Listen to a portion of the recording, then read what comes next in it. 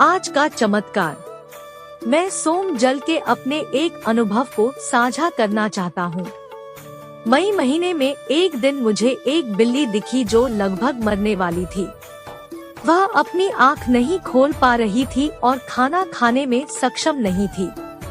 जब मैंने प्रयास किया तो उसने छोटी बिल्ली के खाने की मात्रा में से भी 1/3 हिस्सा खाया।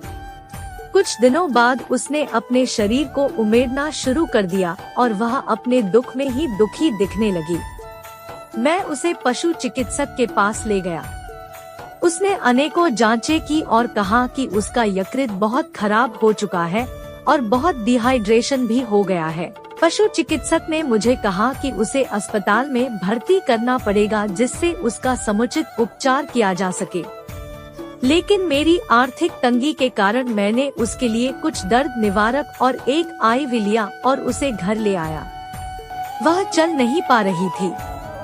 सुबह तक वो लेटी रही, वो बिल्कुल हिल भी नहीं पा रही थी।